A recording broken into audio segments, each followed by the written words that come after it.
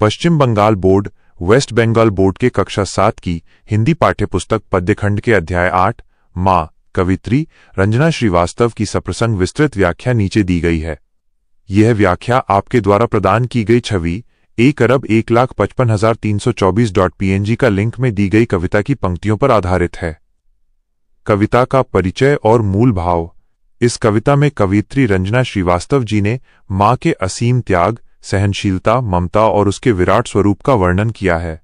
एक माँ परिवार और समाज के लिए किस प्रकार अपने सारे दुखों को छुपाकर केवल प्यार बांटती है, इसी मर्म को कविता में उकेरा गया है। विस्तृत व्याख्या। भावार्थ। 1। प्रथम अंश, पंक्तियां 1 से 12।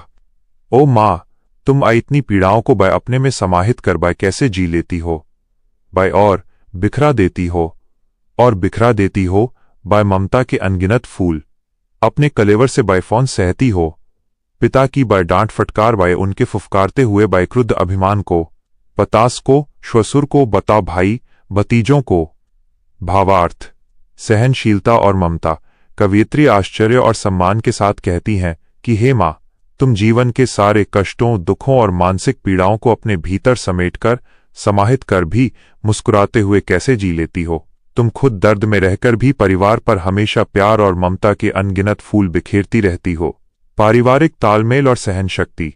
माँ अपने शरीर और मन कलेवर पर परिवार के हर सदस्य के व्यवहार को झेलती है।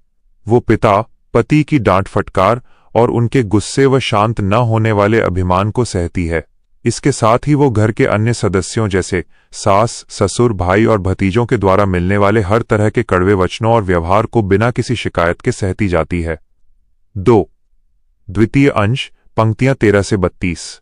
लिजलीजे परंपरावादी बदरंग आदर्शों को पीढ़ियों से घिसी पिटी अपमानजनक बातों को अपने से जुड़ी छलनामयी आघातों को।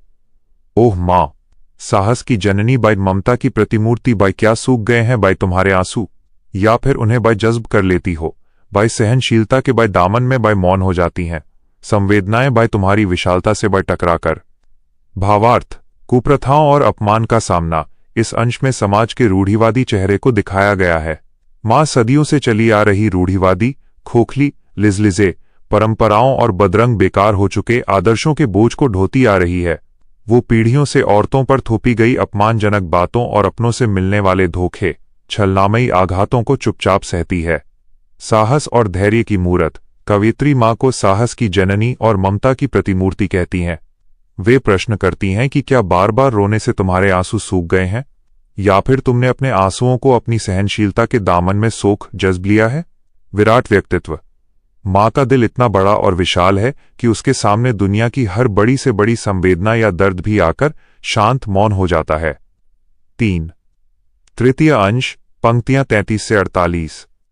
ओ माँ, तुम परिवार से समाज से कहीं बहुत ऊपर हो पौन, तभी तो तुम्हारे पौन मन के आकाश में खिले फूलों पर पौन तेज धूप का हवा के विपरीत रुख का असर नहीं हो पाता।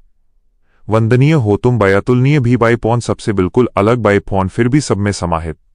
भावार्थ। सर्वोच्च स्थान। कवियत्री कहती हैं कि हे माँ, तुम इस संकीर्ण सोच वाले परिवार और समाज से बहुत ऊपर महान हो। तुम्हारा स्थान सबसे ऊंचा है, परिस्थितियों से अप्रभावित। माँ का मन एक खुले आकाश की तरह है जिसमें हमेशा सकारात्मकता और प्रेम के फूल खिले रहते हैं। जीवन की कठिन परिस्थितियां जैसे तेज धूप या समाज का विरोध, हवा का विपरीत रुख भी उसके इस प्रेम और धैर्य को डिगा नहीं पाते। उस पर किसी भी बाहरी विपरीत परिस्थिति का कोई असर नहीं पड़ता।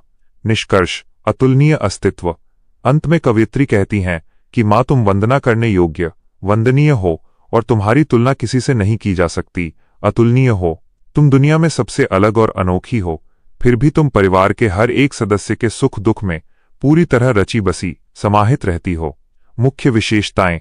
कविता का संदेश। 1। केंद्रीय पात्र। कविता पूरी तरह से माँ के त्याग और उसके मौन संघर्ष को समर्पित है।